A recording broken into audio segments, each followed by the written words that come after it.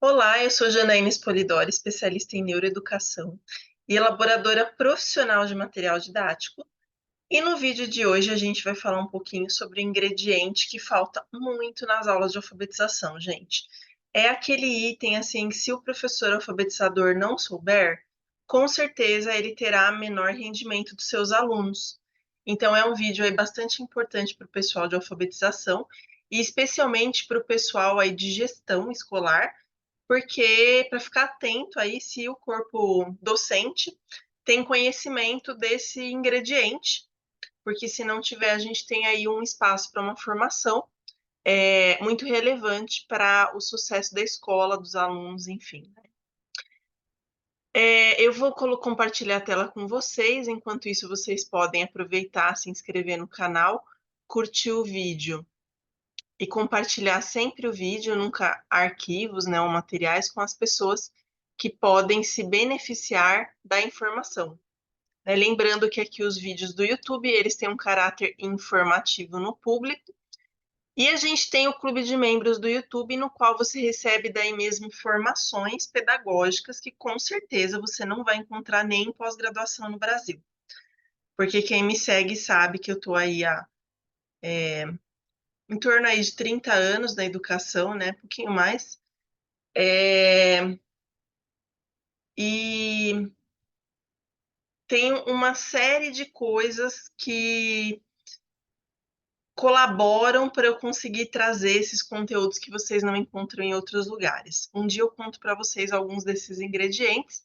Aos poucos eu vou soltando isso, mas não todos de uma vez, porque é legal você me seguir para ficar aí curioso de onde que vem toda essa questão aí do Janaína Spolidoro, do Grupo Spolidoro de Educação. Então, esse ingrediente que falta na alfabetização, a gente vai falar sobre ele nesse vídeo. Eu vou contar naturalmente qual é. Mas antes a gente vai falar um pouquinho sobre a alfabetização, lembrando aí que ela é uma miscelânea de elementos e por isso é importante ter um ingrediente tão especial como esse do vídeo. Para poder alfabetizar uma criança, naturalmente, não dá para eu pisar numa sala de aula de alfabetização sem saber quais são os métodos de alfabetização disponíveis. Então, a gente tem aí 6 métodos mais recorrentes no Brasil. Eu tenho um vídeo no YouTube que se chama O Melhor Método de Alfabetização, que daí eu conto sobre eles. E a gente tem aí a questão do livro do Neurogênese da Alfabetização, que também vai ensinar isso para vocês, porque a minha missão aqui no planeta Terra é trazer soluções para a pedagogia. Então, o professor, o trabalho dele é dentro da sala de aula, o gestor é na gestão da escola e o meu é como capacitador de professores e elaborador de material didático. Então, cada um aí com o seu próprio trabalho, fazendo o seu papel. Além dos métodos de alfabetização, a gente tem os tipos de letra, que eu também tenho um vídeo no YouTube sobre o assunto. Se eu não me engano, se chama tipos de letra mesmo, caixa alta, imprensa e cursiva. E esses tipos de letra, eles fazem um bololô na sala de aula quando o professor não sabe quais são e qual é a função de cada um deles. Daí a gente vai cair naquele erro cruel de dar, por exemplo, a letra cursiva só no segundo ano, que vai criar aí um revertério no cérebro da criança. Né? Então, isso é bastante cruel aí do ponto da aprendizagem, mas só quem estuda sobre o assunto vai conseguir falar com propriedade sobre isso. E daí, nesse caso, você pode olhar ali meus mais de 20 vídeos sobre o assunto de letra cursiva ou tipos de letra que estão aí no YouTube também.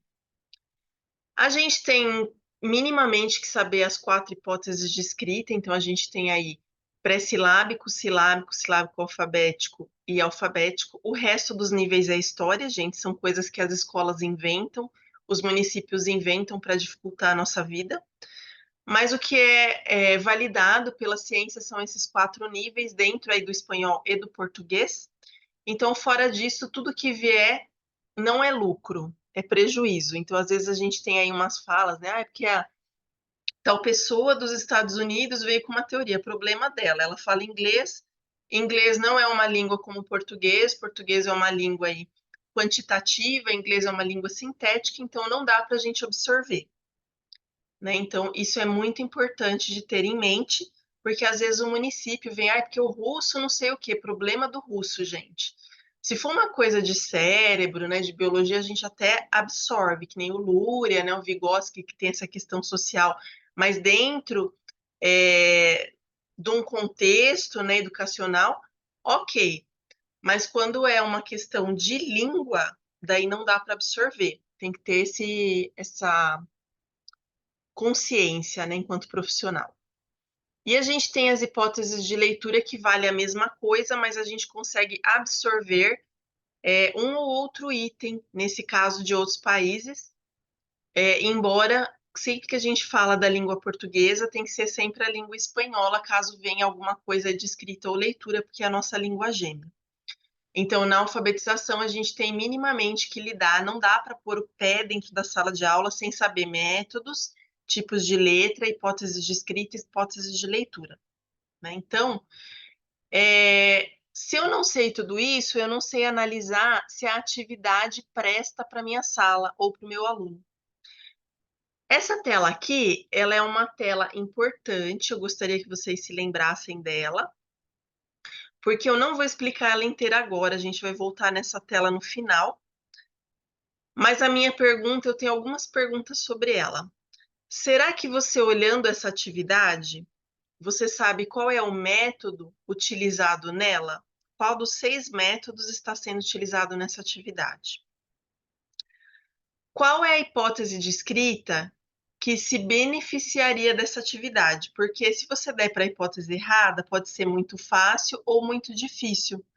Então, você tem que saber as características das hipóteses de escrita para poder saber qual delas se beneficiaria com esta atividade e por quê? Por qual motivo? Isso é muito importante porque às vezes os professores de alfabetização, eles pegam qualquer atividade na internet e a pessoa que fez a atividade, muitas vezes, até ela não sabe todo esse conhecimento que eu estou trazendo para vocês. É uma pessoa que não domina os métodos, que não sabe as hipóteses, mas que usa bem o computador. Então, ela vai e faz o quê? Uma atividade que dá a impressão de ser boa, mas não tem resultado nenhum. Então, por isso que o professor precisa saber esses itens para poder até mesmo identificar qual é a atividade que vai para a sala de aula dele, né? E daí agora eu vou contar para vocês qual que é o ingrediente que falta para o professor poder identificar se essa atividade é bacana ou não para a sala dele, se vai dar resultado ou se vai ser uma perda de tempo, e também para o professor poder entender o que falta aí nas salas de alfabetização. Então, vamos falar sobre esse ingrediente tão importante. Depois eu volto nessa tela, tá, gente? Nada disso daí, o método de alfabetização, a hipótese de leitura, a hipótese de escrita e o tipo de letra, nada disso funciona se a gente não tiver funções executivas. Esse é um termo não tão novo, né? Assim, a gente tem aí questão de alguns anos já que está tendo falado disso, mas infelizmente não chegou como deveria a pedagogia. Então, ele é um termo aí que a pedagogia carece de entender melhor. Por que falta a função executiva? Tanto para o professor alfabetizador quanto para o aluno. Precisa estar na sala. Qual vai ser a grande diferença? Eu trouxe aí para vocês essa imagem que eu achei perfeita para explicar para vocês. Um professor, uma criança sem funções executivas, ele tem uma tendência a entrar neste panorama da esquerda da tela. Então, sem função executiva, você tem um monte de coisas, mas você não sabe como organizá-las. Você não sabe onde vai cada coisa e vira uma bagunça total. Bagunça não gera aprendizagem, gente. Infelizmente, essa é uma realidade muito óbvia, mas que nem todos percebem. Então, a gente tem aquele monte de material na escola, mas às vezes um professor tem 3 materiais e o outro 50. Às vezes, o professor com 3 materiais, ele tem mais resultado do que o professor que tem 50. Porque esse professor de 3 materiais, ele utiliza com função executiva. Ele sabe para que serve cada um deles. Diferente da criança que está numa sala sem função executiva presente, na qual ela tem uma bagunça de lições que não correspondem ao que ela precisa aprender. né? Então, essas funções executivas, elas vão entrar forte na necessidade, porque senão a gente tem esse panorama da esquerda na sala de aula. E a aprendizagem, como eu falei, ela não vai acontecer nessa bagunça, ela precisa da organização. Vejam que a imagem da direita, ela tem, eu achei bem interessante, porque tem os arquivos, então eu sei o que fazer em cada caso. Notem a expressão de tranquilidade que traz essa organização pro personagem. E a gente tem uns post-its ali na parede, no caso da direita, que eles estão organizados. Então, é como se fosse uma memória de trabalho, que é uma das funções executivas. Já no da esquerda, os post-its estão espalhados, ele não sabe nem a que corresponde esses post-its. Então, fica muito mais difícil poder ter um trabalho funcional, poder se organizar e, no caso da criança, poder aprender, né? O que são essas tais funções executivas, gente? A grosso modo, né, porque tem uma definição mais adequada, que eu não vou trazer aqui neste vídeo, mas eu já falei em outros vídeos sobre isso, é o que nos faz pensar. Então, um aluno que não pensa é um aluno que não tem as funções executivas desenvolvidas, e é uma coisa que a gente desenvolve desde a primeira infância. Já fiz até um podcast sobre esse assunto, tá também no canal aí do YouTube. Daí a gente vai ter aquele tipo de queixa. Então, se aparecerem estas 3 queixas que eu vou mostrar aqui na sua sala de aula, é sinal que está faltando função executiva nela, né? Então, quando você fala assim, ai, meu aluno faz perguntas inadequadas, o que são essas perguntas, gente? É assim, você está explicando, eu queria morrer, né, quando isso acontecia, mas depois, quando eu entendi que faltava função executiva, eu tirei esse problema da minha frente. Você está explicando a atividade, as crianças estão lá olhando para você, e daí você fala, gente, alguém tem alguma dúvida no exercício? Daí a criança levanta a mão e fala assim, Pro, eu posso ir no banheiro?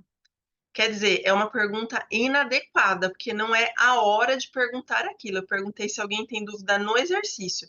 Você imagina onde que estava a cabeça da criança? Estava nessa vibe, né? De eu vou pedir para ir no banheiro para não ter que fazer atividade, porque daí ela vai atrasar e na cabeça dela talvez ela não termine, ou ela pode fazer uma hora porque ela não quer fazer atividade. Então a gente tem essa colocação. Ou se não, você passou um negócio na lousa, falou para as crianças, né, que é para colocar no caderno, que elas precisam anotar, daí virou um aluno no meio da aula, né, assim, depois de uns 10 minutos que você falou isso, que você foi arrumar alguma coisa no armário, vira a criança e falou, Pro, é para copiar? Quer dizer, 99% da sala está com o caderno aberto, olhando para a lousa e anotando, e aquele ser vira para você e pergunta se é para anotar o que está na lousa. Primeiro você pensa assim, meu, se a criança não tivesse que anotar, eu não teria passado na lousa, né? E depois você fica pensando, meu, a sala inteira tá copiando o negócio da lousa. Que cargas d'água essa criança vem perguntar se é para copiar ou não? É um pouco óbvio demais. Então, essas perguntas inadequadas, elas acontecem porque a criança não tem as funções executivas desenvolvidas, né? Você pode até ter falado que era para copiar da lousa, mas sem a função executiva não rola.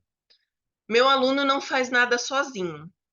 Isso daqui é engraçado porque a gente tem notado, inclusive, que alguns professores estão com dificuldade de fazer coisas sozinhos. Por que eu digo isso? Porque a gente tem um atendimento aqui da loja, né? E daí eu acho engraçado quando a pessoa fala, ah, eu não consigo fazer o cadastro. Gente, o cadastro é uma coisa básica, porque eu não entendo de tecnologia. Ok, não entender de tecnologia, mas daí a gente tem um tutorial na loja. Não é que eu estou criticando a pessoa, eu estou achando preocupante, porque isso não acontecia há 3 anos atrás, por exemplo, e agora é uma coisa que tem acontecido, né? Então, há 3 anos atrás, olha, eu tenho a loja há quase 15 anos. Há 3 anos não acontecia isso. E hoje a gente tem um problema assim, ai, a pessoa vai, ela se cadastra na newsletter, que é como se fosse o jornalzinho, né? O e-mail marketing ali da loja, e ela acha que fez o cadastro, né? Então, qual é a diferença desse profissional para um aluno que faz a lição errado, né? Então, eu me preocupo muito com isso e por isso eu estou trazendo nesse vídeo. Eu não ia nem falar, mas eu achei importante ressaltar isso, porque quando a gente tem um professor que não é modelo de autonomia, naturalmente a criança também não vai ser. E talvez esteja faltando exatamente exercitar essa função executiva, né? Em lugar de primeiro procurar ajuda, primeiro eu vou me virar, né? Não que a gente queira assim abandonar a pessoa, muito pelo contrário, a gente quer que essa pessoa seja um ser humano de sucesso, que faça diferença no mundo, né? Então isso é muito importante. Agora, pensa que você é um pai de família e seu filho está na escola. Você gostaria de ter um professor que não consegue preencher um cadastro? Ou que fala que dá muito trabalho o cadastro, daí ele chega na sala de aula desse professor, você vai encontrar o aluno que não termina a lição, o aluno que deixa a lição incompleta, o aluno que reclama porque tem que fazer a lição, porque o modelo dele é uma pessoa que reclama de preencher um cadastro. E também é importante eu ressaltar isso, porque às vezes a pessoa não percebe. E isso faz parte da função executiva, sim, também. Porque a função executiva é o que vai dar flexibilidade para essa pessoa resolver os problemas da vida dela. Um professor que não encontra soluções para as questões profissionais dele tem um aluno que é um fracasso escolar, né? Então, isso é bem. Chega a ser também óbvio, mas nem sempre a pessoa percebe. Então, faz parte da função executiva.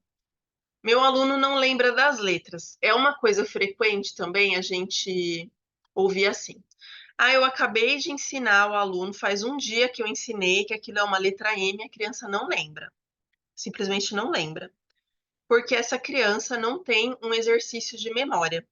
Quando você traz tudo pronto para a criança e ela não tem que memorizar coisas, você vai deixar a memória dessa criança mais fraca, ela precisa de exercício. Isso na memória de longo prazo. Já que nas funções executivas, a gente precisa da memória de curto prazo, chamada memória de trabalho ou memória operacional. Então, eu preciso que essa criança lide com a informação que ela recebeu, mas ela não sabe lidar, né? Então, é uma coisa que você acha que ela aprendeu, mas na verdade ela não conseguiu chegar nisso, porque faltou função executiva. E aqui eu vou trazer as 3 funções executivas principais dentro desses problemas para vocês verem. Meu aluno faz perguntas inadequadas, significa que ele não tem controle inibitório. E isso faz parte de função executiva. Meu aluno não faz nada sozinho, quer dizer, falta flexibilidade cognitiva. Ele não sabe solucionar problemas, e sem saber solucionar problemas, essa criança não tem autonomia, né? E meu aluno não lembra das letras, falta a ele memória de trabalho. Esses são os 3 itens das funções executivas, que é o grande ingrediente aí de uma boa alfabetização. Mas, e sem função executiva não tem aprendizagem, né, gente? Tem também um fermento dessas funções executivas, que são os pilares da aprendizagem. A gente tem 5 pilares que foram trazidos aí pela grande Tracy Tokuhama Espinosa. O livro, como muitos que eu utilizo aí para vídeos e para cursos, não tem a tradução em português, então eu li no original para poder trazer para vocês o conteúdo.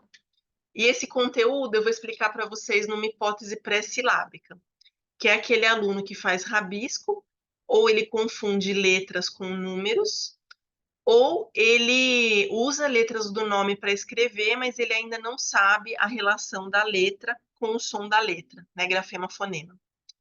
Então, eu vou utilizar aí os pilares da Tracy, que são esses 5 pilares, eu vou mostrar para vocês agora, para explicar como é importante dentro da alfabetização, dentro de uma hipótese de escrita.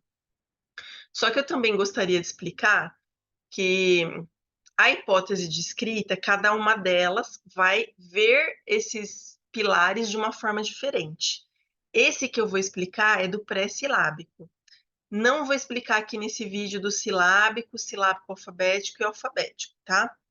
Só para vocês terem uma noção que isso existe e sim é preciso que o professor saiba, senão a aula dele não flui, né? Então, os símbolos, gente, nós trabalhamos aí com alfabetização dentro de letras. Então, se a criança não conhece a letra no pré-silábico, ela não consegue registrar. E essa letra vai ter uma forma, né? Vai ter um tipo de traçado. E isso vai fazer com que eu tenha que prestar atenção nos símbolos quando eu estou ensinando um pré-silábico. Vai ter um padrão de escrita, então eu escrevo da esquerda para a direita. Muitas vezes o pré-silábico ainda não adquiriu esse hábito da esquerda para a direita, porque tem línguas que leem de cima para baixo. As línguas tonais, que são as asiáticas aí, a grosso modo, elas vão ler de cima para baixo. A gente tem línguas que leem da direita para a esquerda, mas na língua portuguesa a gente lê da esquerda para a direita, então o pré-silábico ainda precisa adquirir esse padrão de leitura e escrita, né?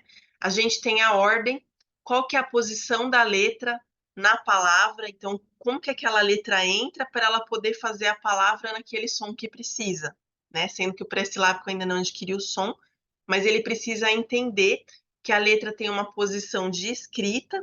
Então, se eu faço, por exemplo, o J ao contrário, não vai ser um J para nós, né, em português.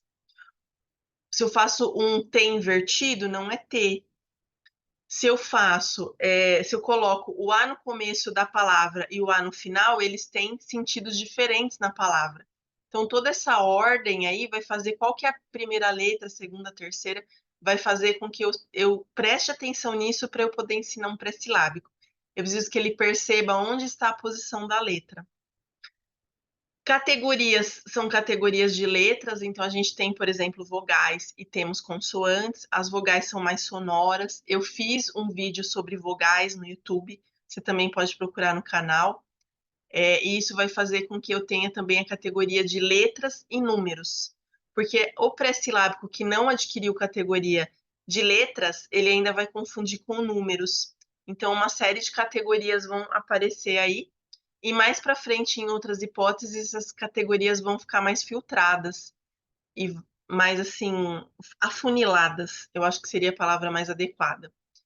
E as relações, gente, pré-silábico não adquiriu uma relação de fala com a escrita. Não que ele vá adquirir sendo pré-silábico, ele precisa passar aí para a fase silábica. Mas a gente tem a questão do controle de quantidade de letras. Quando ele consegue superar esse obstáculo da relação da fala com a escrita, ele consegue também entender que não adianta ele colocar um monte de letras, ele tem que pensar no som para ver quais são as letras que ele vai colocar e quantas são. Então, esse controle de quantidade entra nas relações, que é um dos pilares aí da Tracy e que tem relação com o pré-silábico. Lembra dessa atividade aí que eu falei que a gente ia analisar a atividade, né? Na verdade, eu pedi, né, se vocês conseguiriam analisar qual que é o método. A grosso modo, porque também vou resumir aqui, tá?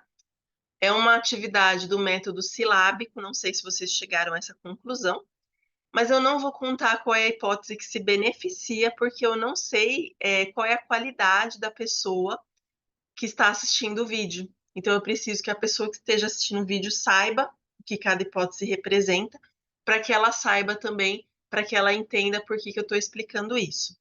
E nesse ponto, eu tenho uma notícia muito boa para quem não conseguiu chegar na hipótese ou para quem quiser ver a explicação completa dessa tela, que faz parte de um curso de um novo nível do Clube de Membros.